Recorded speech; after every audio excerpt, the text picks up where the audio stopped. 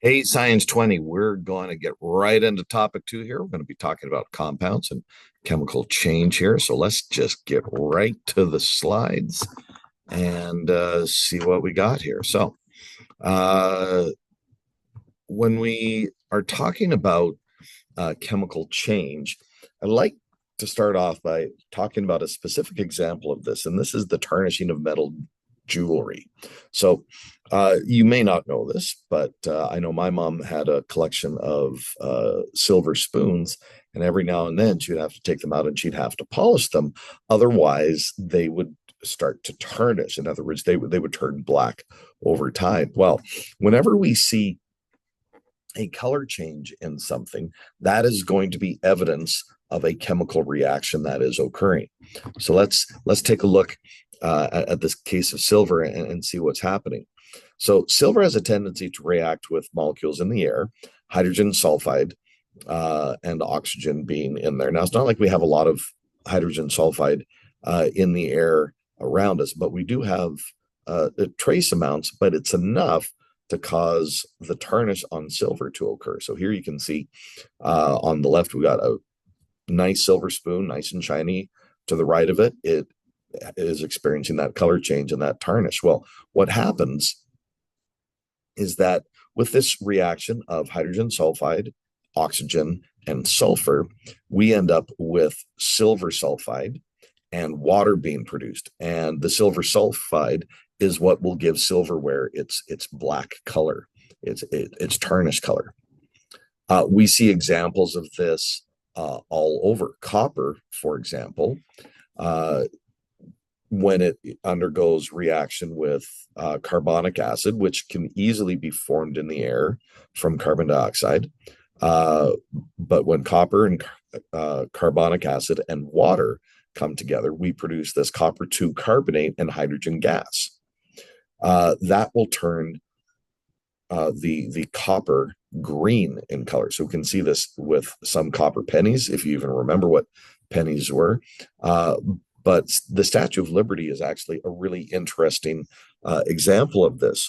If you go to the Statue of Liberty, and for decades, the Statue of Liberty has been this green color. Well, what a lot of people don't realize is that when the Statue of Liberty was first erected, it was copper.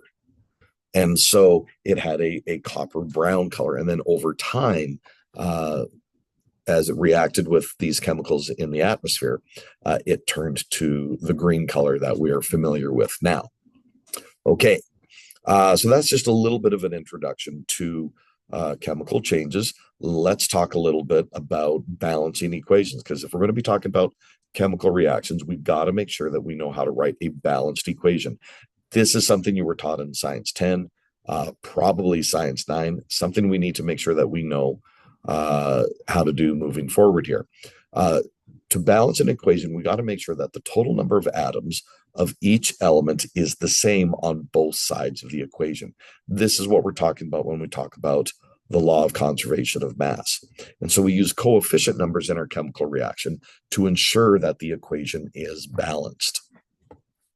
So even though the products are going to be new, like what we saw with the silver sulfide and the copper 2 carbonate, those new compounds, the elements or the atoms for those compounds in the products were available in the reactants. So we're not creating new atoms. We're not destroying atoms. We're just rearranging what we have.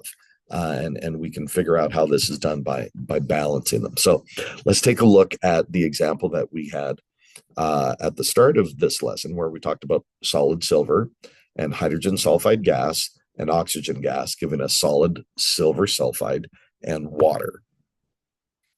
So what we do is we just basically make ourselves a quick little table, and here we just put what the different elements are on each side. So we have hydrogen, sulfur, silver, and oxygen. So I just make the symbols on each side. And now we just want to make sure that we have them all balanced. Now, to do this, first thing, we got to make sure we have the right formulas. So silver is absolutely going to be just by itself, Ag. The formula for hydrogen sulfide is H2S. You may recall that sulfur has a charge of -2. Hydrogen has a charge of +1. So there we go. Oxygen in its molecular form is going to be O2. Silver has a charge of +1 in ion form. Sulfide ion has a charge of -2. So we get Ag2S. And then water, hopefully you know what the formula for water is by now. That would be H2O. And so what I like to do, I'll just do this in red here. I like to just make a list of how many we have of each on each side of the equation. And then I just look to, and I just pretty much start at the top and see if they're balanced. I'm not going to start with the hydrogen yet. I might have to get to that eventually, but I'm not going to worry about it right now because right now it is balanced. Same thing with sulfur. But if I come up here, I see that I got 1 silver on the reactant side, 2 silvers in the product side. So in order to get 2 silvers here, I got to write a number 2, a 2 coefficient in front of silver. If no coefficient number is given, we assume that number to be 1. So that will then give me my 2 silvers on each side. Hydrogens are still balanced. Sulfurs are still balanced. Oxygen, well, I've got 2 oxygen here, only 1 oxygen here. And I'm just going to move this out of the way here for just a second. But if we were to do, if I were to put a 2 in front here in front of water, then that would give me my 2 oxygen. However, I also have doubled my hydrogen here. So that means my hydrogen is now 4. So the hydrogen was balanced. It's not balanced anymore. You might be thinking, well, can I put a 2 after the oxygen? No, because you're changing water into hydrogen peroxide. That's not what's happening here. So we're going to make sure that we are not changing the chemical formulas of our reactants or products. This is why we want to get those formulas down first, and then we balance. But it's okay, because to get our 4 hydrogen over here, if I just put a 2 like this, that gives me 4. Oh, but that also changes my silver to 2. Okay, so now I've got to balance my silver. Well, I need 2 silver up here, so I'm going to put a 2 here, and that's going to give me 2 silver. Wonderful. Ooh, except I've now doubled the silver that I have. So 2 sulfur, 4 silver now. I got to come back here and I got to change this up. And now if I make that 4, now everything is balanced. I got 4, 4, 4 and 4, 2 and 2, 2 and 2. And then oxygen here, just, you don't have to write the 1 in, but just to show you that if there's no number given for the coefficient, we assume that number to be 1. Okay. So let's do an example together, and then I'll have you do the next few on your own. But here we have potassium chlorate, and it is going to react, it should have an arrow here, into potassium chloride and oxygen. So this one here, our potassium is 1 on each side. Our chlorine is 1 on each side. Our oxygen, though, is going to be a little tricky. We've got 3 and 2. Well, in this situation, you may recall in an earlier lesson we talked about if the charges in making an ionic compound are different, we can do the drop and swap. Similar approach here. So if I give me 3 oxygens here and 2 oxygens here, that's going to give me 6 on each side.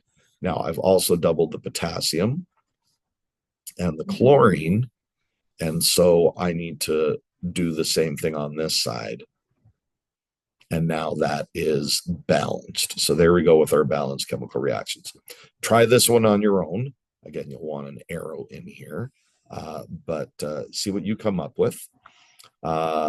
And do the same thing for this reaction of sodium fluoride becoming sodium fluoride. sodium and fluorine. Here we see the breakdown of hydrogen peroxide into water and oxygen. So I want you to give this one a try as well. And then lastly, the rusting of iron. This is iron and oxygen giving us iron oxide. I do want to talk a little bit about this one here because in this case, if we're trying to determine which iron we have, and you haven't been told whether it's iron 2 or iron 3, look at the formula. So here we see that it is iron 3, but if they don't tell you, and you can write that this is a charge of 3 plus, if they don't tell you, then you'll need to take the more common of the two, whichever charge is on top in your periodic table. Okay, so now when checking a balanced chemical equation, we got to make sure that the atom total of each element before the reaction is equal to the atom total of each element after the reaction. So the atom total for each element on the reactant side of the reaction is going to be the same as the atom total for each element on the, you guessed it, product side. And as I mentioned before, this deals with the conservation of matter. Now, the coefficients are going to serve two functions in our reaction. Number one, what we just did was it helps balance the equation. Number two, it gives us the relative ratios of one compound to another. Well, what do I mean by that? Well, let's go back to the silver sulfide production. If we were to take a look at this reaction, when silver reacts with the to form silver sulfide, for every 4 atoms of silver, 2 units of silver sulfide crystal is going to be produced. So that means if we were then to say, well, let's say we have 8 molecules or 8 atoms or 8 moles of silver, that's going to result in 4 moles of silver sulfide being produced. So knowing these ratios is going to help us later on in this topic as we try to figure out how much of something we would need to react with something else, or how much of something is produced when we have a certain amount of a reactant being used. Okay, now let's take a look at how we do some of these silver sulfide Lewis dot diagrams. So doing Lewis dot diagrams of ionic compounds.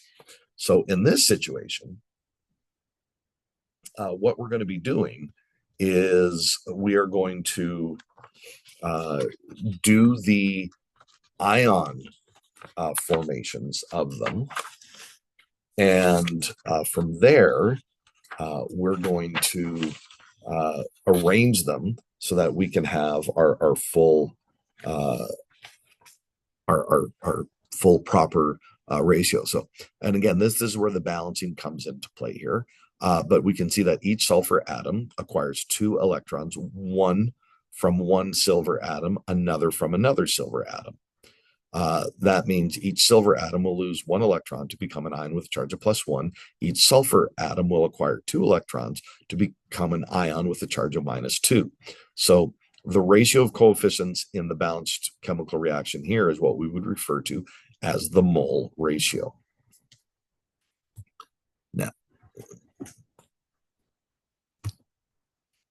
Now, the mole ratio is the number of moles of reactant over the number of moles of the given, or what is required over given. So the required is the compound or atom or ion that you are required to calculate something for.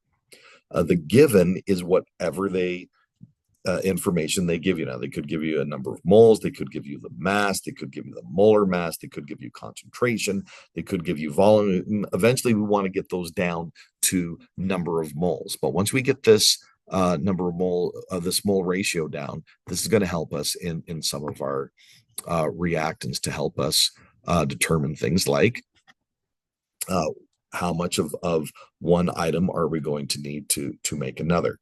So the first step in in determining this, like so, for example, this is a problem on page 62. To determine the amount of silver required to make 0.876 moles of silver sulfide, we need to determine the mole ratio, which means we need to be able to find the coefficient of the required atoms on both the reactant and the product side. So in order to do this, we're going to need our formula. So if you recall, it was 4 silver plus 2 hydrogen sulfide in gas form plus 1 oxygen in gas form is going to give us 2 silver sulfide solid plus 2 H2O liquid. And so the mole ratio, what we are requiring is the amount of silver that we need. So remember our mole ratio is 4 moles of silver over 2 moles of silver sulfide.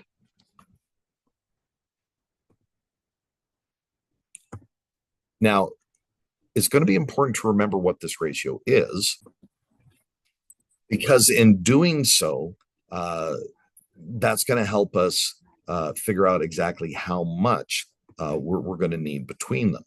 So this ratio of 4 to 2 is going to be very important. We could also bring this down to, like, reduce it to a 2 to 1, but let's just keep it at 4 to 2 right now, just to make our lives a little bit easier here. So the next thing we need to do is calculate the number of moles that is required. So as we come back here, we know that we have 0.876 moles of silver sulfide. Okay, so if we know our mole ratio is 4 silver to 2 silver sulfide, and again, just to make sure we got the right number here, 0.876 moles of silver sulfide, 0.876 moles of silver sulfide, okay, is going to equal, or is going to be equal to some number of moles of silver. Well, how are we going to do this? Well, we do this by cross multiplying. So we would take our 4 moles of silver, multiply it by 0.876 moles of silver sulfide. I really should have moles here. Okay. And then we're going to divide it by the 2 moles of silver sulfide. And that is going to give us the number of moles of silver that we need. So if you just give me a second to grab my calculator here, I can tell you exactly how much that's going to be. So 4 times 0.876 is going to equal 3.504 moles, and we're going to and the moles of Ag2S is going to cancel out the moles of Ag2S here. So I'm just going to put 2 moles. This is moles of silver, by the way. So I'm going to divide that number I just calculated by 2, and I'm going to get 1.752 moles of silver. Now, I just put in the formulas here just to help me keep things straight. But the moles here is canceling out the moles here. So we really have 3.504 moles of silver divided by 2 to give us 1.752 moles of silver. Now, sig digs. We have 3 sig digs here in the number of moles of silver and of silver sulfide. These are coefficient numbers. These are not considered to be significant, so we don't include that in determining the number of sig digs that we have. So that means we're going to need 3 sig digs. So that's going to be 1.75 moles. Okay. Now, you can always set up ratios for chemical equations. We also do this in recipes and cooking, and we're always setting up the mole ratio with what we want over what is given, what is required over what is given. So what we are looking for divided by what we know, that is our mole ratio. Now, it is important to remember that this only works with moles. If you have a mass or a concentration or a volume or whatever, we need to convert that into moles. Moles is the one unit that we need to be using in this format here. So when aluminum metal is exposed to the air, oxygen in the air, it reacts to form aluminum oxide. And so I've given you the formula there. Now, if you react 6.25 moles of aluminum with enough oxygen, how many moles of aluminum oxide will be formed? So I'm just going to do the work here because I've got I've got the formula already laid out for me. We just got to remember it is 6.25 moles of aluminum. So this is what we are given. And what we are wanting is how many moles of aluminum oxide will be formed. So this is what we want, the number of moles here. So our ratio wanted over given is 2 moles of Al2O3 divided by 4 moles of aluminum. And we are being given 6.25 moles of aluminum, and we're looking for the number of moles of aluminum oxide. So X is going to equal the 2 moles of aluminum to oxide multiplied by 6.25 moles of aluminum divided by 4 moles of aluminum. The moles of aluminum are canceling out. 6.25 times 2 divided by 4 is 3.125 moles of aluminum oxide. 3 sig digs, again, we don't worry about the coefficient numbers, 3.13 moles. All right, so that's our answer for part A. I want you to do part B on your own and see what you come up with there. Just to kind of go back to what we started off with in this lesson, I want to talk a little bit about how we can use chemistry to preserve artifacts, preserve things that are made of silver, copper, etc. By understanding the chemical reactions, this can help us maintain our objects, whatever they may be, under optimum conditions. So for example, this is why if you go to a museum, you'll see the people that work at the museum handling artifacts, they'll usually wear gloves to prevent transfer of sweat and oils from the skin to the artifact.